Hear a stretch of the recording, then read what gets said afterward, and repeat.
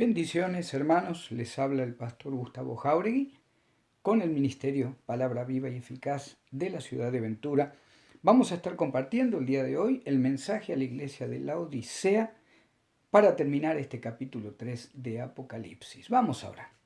Bendito Padre Eterno, te damos gracias, Señor, por tu misericordia, por tu gracia, por el precioso momento que nos regalas en tu palabra. Señor, yo te pido por cada uno de nuestros corazones, nuestra mente, nuestro entendimiento, Señor, que podamos seguir adelante comprendiendo un poco más de tu palabra cada día.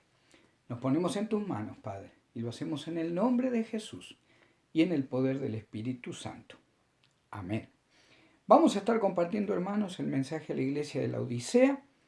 Estamos ahí en el capítulo 3, del versículo 14 en adelante, en el libro de Apocalipsis. Y vamos a leer el versículo 14.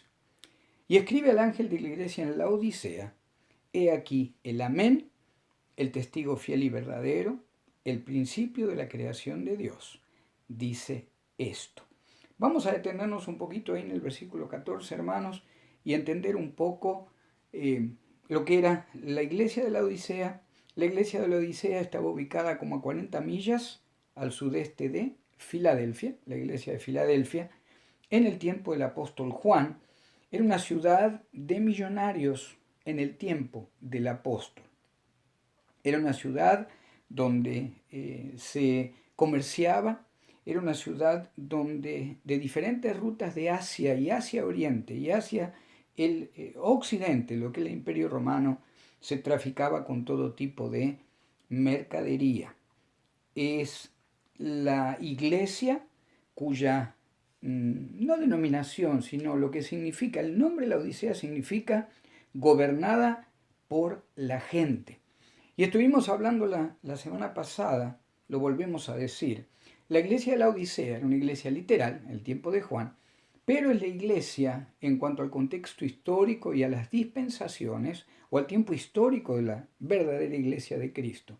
Es la iglesia que abarca desde el año 1950 hasta que llegue el Señor Jesucristo para levantar a su iglesia, lo que conocemos como el rapto de la iglesia.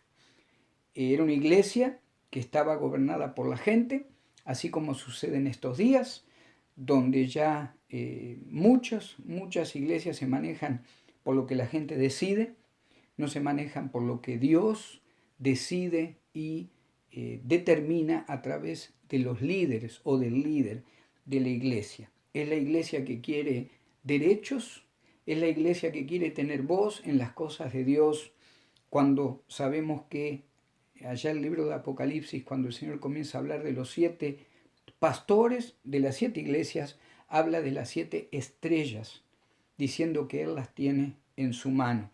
Es muy importante, hermanos, reconocer que el pastor, cuando toma decisiones, muchas veces a lo mejor estamos de acuerdo, otras veces no estamos de acuerdo, pero tenemos que entender que el Señor es el que va a corregir o disciplinar o darle alabanza a ese líder que ha puesto en ese rebaño para guiarlo, para enseñarle la palabra. Sin embargo, la iglesia del tiempo final, la iglesia de la Odisea, esta iglesia en la que estamos viviendo, quiere derechos, pero no quiere compromiso, quiere gobernar lo que solo le pertenece a Cristo a través del gobierno de su iglesia. El apóstol Pablo envió una carta a esta iglesia, usted lo puede leer en Colosenses, capítulo 4, versículo 16. Esta es la iglesia de los últimos días, abarca desde el año 1950 hasta el rapto de la iglesia, que no sabemos cuándo va a ser, pero lo que sí sabemos es que no hay ningún signo profético o profecía que deba ser cumplida a este día para que el Señor venga por su iglesia. El rapto de la iglesia de Cristo nosotros creemos que es inminente de acuerdo a los tiempos del Señor. En el versículo 14, entonces, el Señor dice: escribe al ángel, acuérdese que ángel significa el mensajero de esa iglesia, al pastor. Y esto lo dice el Señor: así se presenta Cristo. He aquí el Amén, el testigo fiel y verdadero, el principio de la creación de Dios. dice esto. Cuando el Señor se presenta como el amén, significa que Él es el así sea. Cuando usted o yo hacemos una oración y al final declaramos amén, estamos diciendo que así sea en el poder de Cristo, que así sea hecho de acuerdo a su voluntad. Y el Señor es uno de los títulos con que se presenta esta iglesia, que lo habían dejado fuera totalmente a Él. Después lo vamos a ver más adelante. He aquí el amén, el testigo fiel y verdadero. Cristo es el único fiel a sus promesas. Usted puede leer ahí en el Evangelio de Juan, capítulo 11, en el versículo 23 al 27, puede ver o puede leer cuando Marta sale a recibir al Señor, ya su hermano Lázaro había muerto, y lo confronta al Señor y le dice: Señor, si hubieras estado aquí, mi hermano no hubiera muerto. Usted lo puede leer ahí en el Evangelio de Juan. Y el Señor le pregunta, ¿tu hermano resucitará? O le confirma, tu hermano resucitará. Y ella le dice: yo sé, Señor, que resucitará en el día postrero. Y el Señor Jesucristo le dice: yo soy la resurrección y la vida. Yo soy. Amén. La resurrección. Él es el fiel. Él es el único que es fiel a sus promesas. El Señor Jesucristo. Él es fiel a su testimonio. También se presenta al Señor como el principio de la creación de Dios. Él es el que está en autoridad sobre toda la creación. Él es el creador de todas las cosas. Capítulo 1, versículo 3 del Evangelio de Juan, lo vamos a estar leyendo. Y dice el Evangelio de Juan en el capítulo 1, versículo 3, de la siguiente manera, dice el Señor, o el apóstol Juan está diciendo: todas las cosas por Él fueron hechas, y sin Él nada de lo que ha sido hecho fue hecho. Versículo 4, 1:4 del Evangelio de Juan. En Él estaba la vida, y la vida era la luz de los hombres. Con todos estos títulos el Señor se presenta al mensajero, al pastor de la iglesia de la Odisea. Y después del Señor presentarse, en el versículo 15, ya empezamos a ver lo que el Señor ve en esta iglesia en cuanto a lo que estaba sucediendo. Fíjese que dice: yo conozco tus obras, que ni eres frío ni caliente.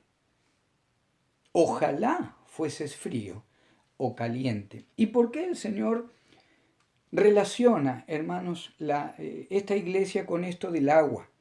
Así como el Señor allá en Pérgamo nos habló, por ejemplo, de una piedrecita blanca, ¿verdad?, que se le iba a dar a aquellos que vencieran en Cristo. Estuvimos hablando de que era una costumbre para los ganadores de los juegos, de las carreras, donde se le daba para que pudieran entrar a la comida de aquellos que habían ganado, una piedrecita blanca. En este caso, el Señor le dice: yo conozco tus obras, que ni eres frío ni caliente. En la ciudad de Colosas el agua era muy buena, había mucho manantial, había agua que corría muy cerca de la ciudad. Pero en el caso de la Odisea, en esta ciudad, hermanos, por la cantidad de kilómetros que debía recorrer el agua que venía de Colosas a través de tuberías, cuando llegaba a la Odisea, el agua venía totalmente tibia. No solo que venía tibia, sino que venía también llena de salitre, venía con sedimentos, venía salada.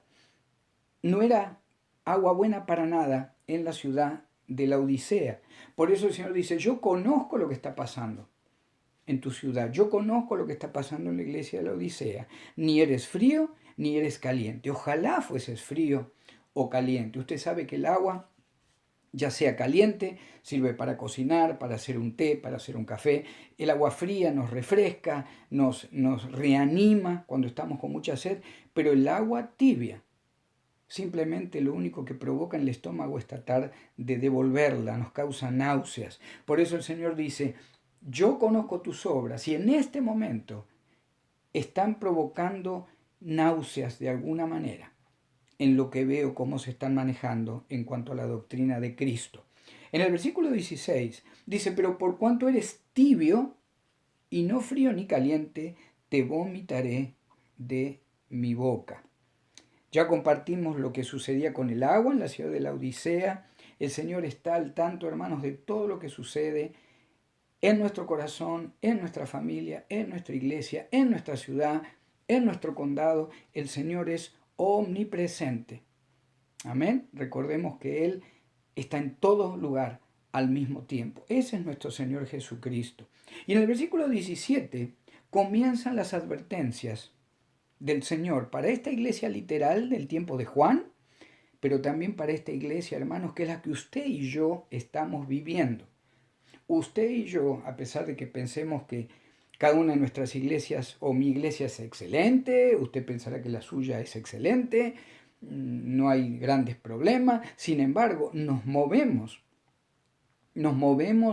en una idea, hermanos, de que la iglesia es como cualquier otro business o es como cualquier otra empresa. Queremos muchas veces tener control, ¿verdad? Hasta de las finanzas de la iglesia, o cómo se maneja, o hay peleas de cómo invertir el dinero de la iglesia. El Señor está diciendo, fíjese en el 17, porque tú dices, yo soy rico y me he enriquecido, y de ninguna cosa tengo necesidad, y no sabes que tú eres un desventurado, miserable, pobre, ciego y desnudo.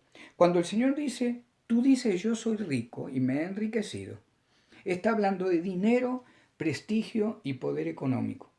Estuvimos hablando que la Odisea era un gran centro comercial, muchos ricos había en esa época, en el tiempo de Juan, y para ellos, el ser parte de la iglesia, el llamarse cristiano y vivir con esa opulencia de la riqueza, de alguna manera les hacía creer que estaban mejor delante de Dios. Ahí en el versículo 17 sigue diciendo, yo soy rico y me he enriquecido y de ninguna cosa tengo necesidad. Y no sabes que tú eres un desventurado, miserable, pobre, ciego y desnudo. Cuando habla de desventurado, el Señor le está diciendo, tú eres una iglesia que no sabe dónde va. Cuando habla de miserable, el Señor está diciendo, habría que tener misericordia de cómo estás manejando tu vida espiritual. Debieran tener todos misericordia de cómo estás gobernando la iglesia. Cuando dice miserable, cuando habla de miserable, hermano, está hablando de obras que van a ser quemadas delante de la presencia del Señor.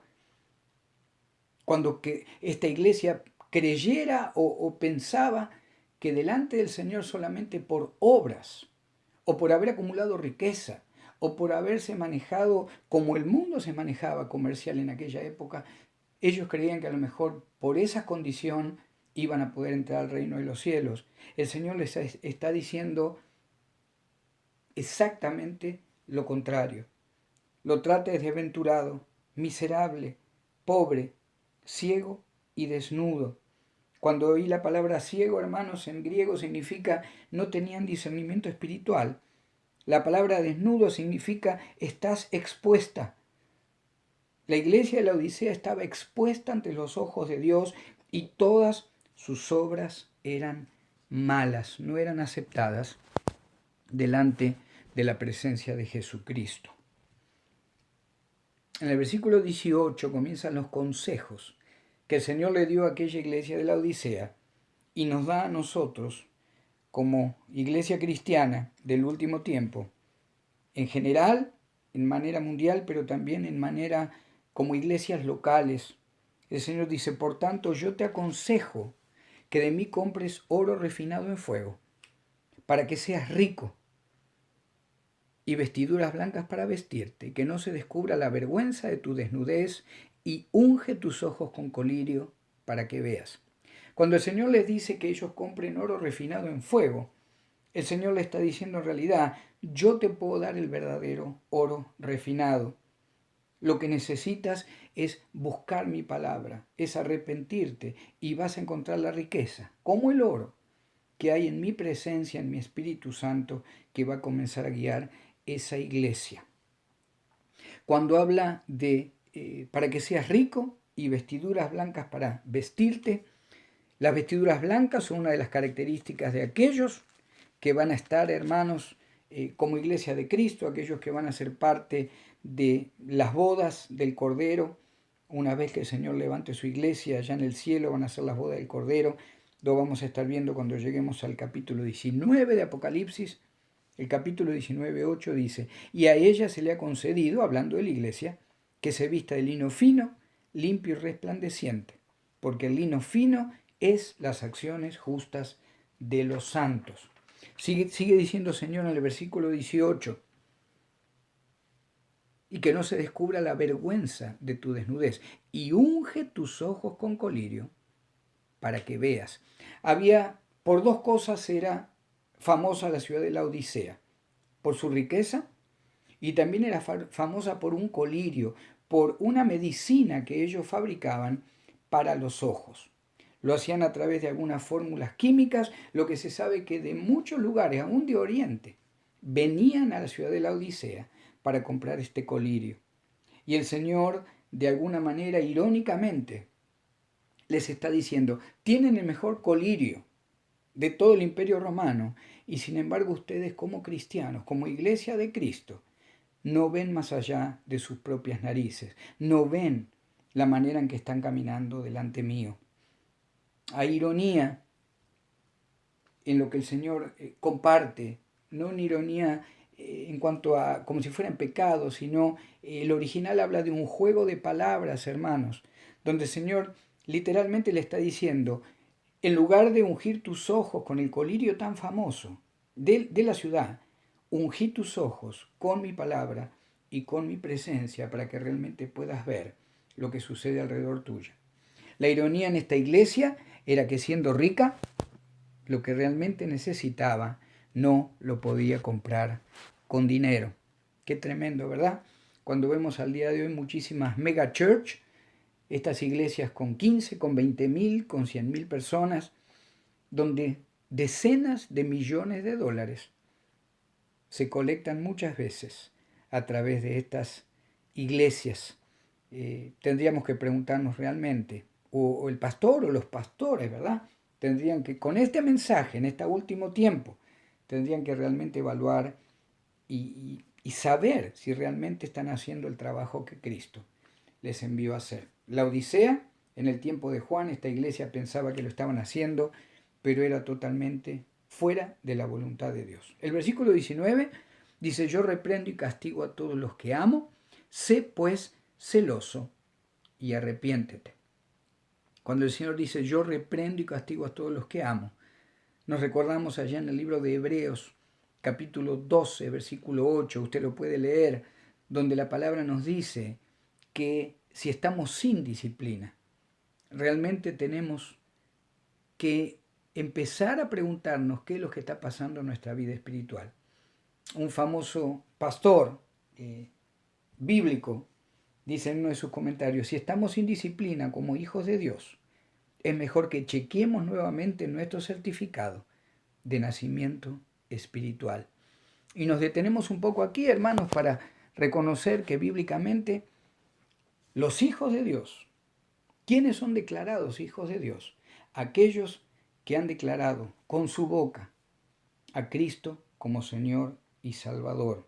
Esos son declarados hijos de Dios según la palabra ya en el Evangelio de Juan, capítulo 1, versículo 12. A todos los que creen en su nombre les ha dado potestad, la autoridad de ser hechos hijos de Dios. Fíjese el versículo 20. El 19 termina hablando de arrepentirse, ¿verdad? Primera de Juan 1:9. La clave de seguir en la comunión con Dios para aquellos que tienen a Cristo como Señor y Salvador. Arrepentirse y cambiar de dirección. Fíjese el versículo 20. He aquí, yo estoy a la puerta y llamo. El Señor le está diciendo a la iglesia de la Odisea, yo no estoy adentro, yo estoy afuera. Sigue diciendo el Señor, si alguno oye mi voz y abre la puerta, entraré a él y cenaré con él. Cuando el Señor dice entraré a él, está hablando de una relación. Cuando el Señor dice cenaré con él, está hablando, hermanos, de una comunión única que todo ser humano, toda creación de Dios comienza a tener con el Creador del universo, Cristo Jesús, cuando lo confiesa como único Señor y Salvador. El 21 dice, el que venciere, le daré que se siente conmigo en mi trono, así como yo he vencido y me he sentado con mi Padre en su trono. El que tiene oído, oiga lo que el Espíritu dice a las iglesias. Terminamos este capítulo 3. Hermanos, gracias a la gracia del Señor, seguiremos, si Dios lo permite, la semana que viene con lo que es el capítulo 4, con lo que es un tipo o un mensaje relacionado con el rapto de la iglesia. Le adelanto simplemente que desde el capítulo 4 al 19 no se vuelve a nombrar la iglesia de Cristo. Por eso nosotros consideramos desde este enfoque pretribulacional, es decir, la iglesia no pasa por la tribulación. Desde este enfoque reconocemos que del capítulo 4 al 19 todo lo que sucede es aplicado a los que quedan en la tierra, esos 7 años de tribulación. Desde ya le adelanto que el capítulo 4 está relacionado del 4 al 19, lo que pasa en la tierra por 7 años es el completamiento de la semana número 70 del profeta Daniel. Ahí con esa inquietud, hermano, hermana, amigo, amigos, lo dejo. Le pediría que pueda leer el capítulo 4, son solamente 11 versículos.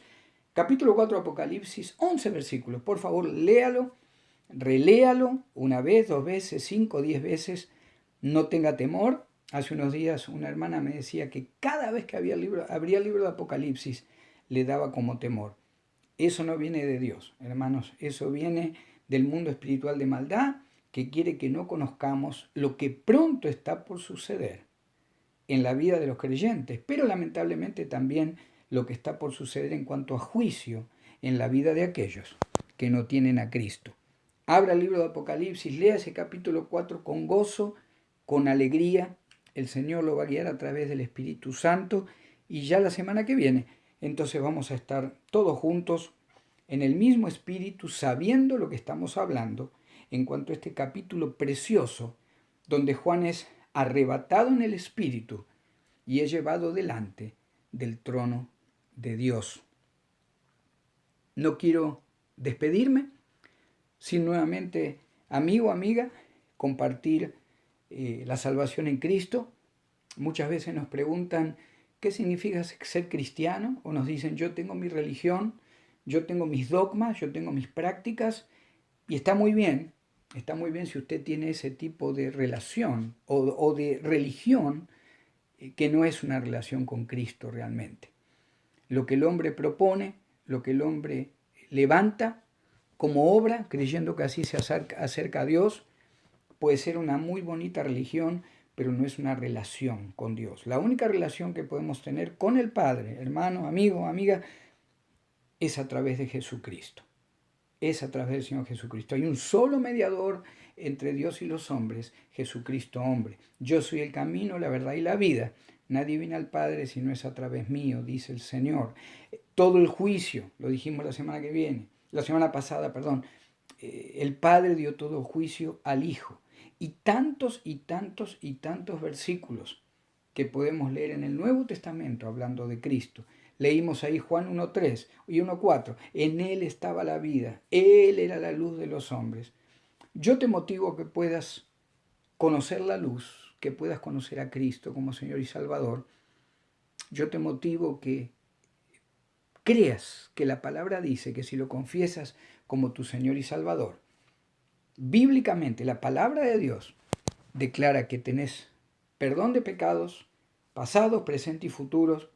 El Espíritu Santo te sella y de alguna manera la Biblia también nos garantiza que la vida eterna está delante tuyo, no por nuestras obras, sino por la obra de Cristo en la cruz del Calvario. Si quisieras hacer esa oración, si quieres repetir conmigo, bendito Padre, te doy gracias por Cristo Jesús, tu Hijo amado, quien murió en la cruz por mí. Yo reconozco que soy pecador. Me arrepiento, Señor, de mis pecados. Y te pido, Señor Jesús, que entres en mi corazón como mi Salvador personal en este momento, Señor. Yo creo por fe que recibo en Cristo Jesús la vida eterna y el perdón de pecados. Te doy gracias, Padre, por la vida eterna y el perdón de pecados que según tu palabra yo recibo en este momento a través de mi Señor y Salvador, Jesucristo de Nazaret. En el nombre de Jesús. Amén. Si has hecho esta oración de fe, te motivo a que puedas encontrar una iglesia con doctrina sana, una doctrina de gracia, no de condenación, no de obras. Te motivo a que comiences a escuchar una radio cristiana, que comience la palabra de Dios y las alabanzas a Cristo a cambiar tu corazón, a cambiar tu mente. Comienza un proceso nuevo en tu vida si has hecho esta oración de fe. No le tengamos miedo al libro de Apocalipsis, el Espíritu Santo nos va a guiar. Si el Señor lo permite, hermano, hermana, amigo, amiga, la semana que viene, capítulo 4 de Apocalipsis. El título es El culto celestial y el apóstol Juan, siendo parte de esta preciosa palabra y esta preciosa experiencia que el Señor le permite vivir. Te motivo nuevamente a leer ese capítulo 4 y si el Señor lo permite, nos vemos la semana que viene.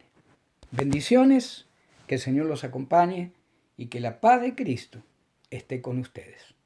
Bendiciones, hermanos.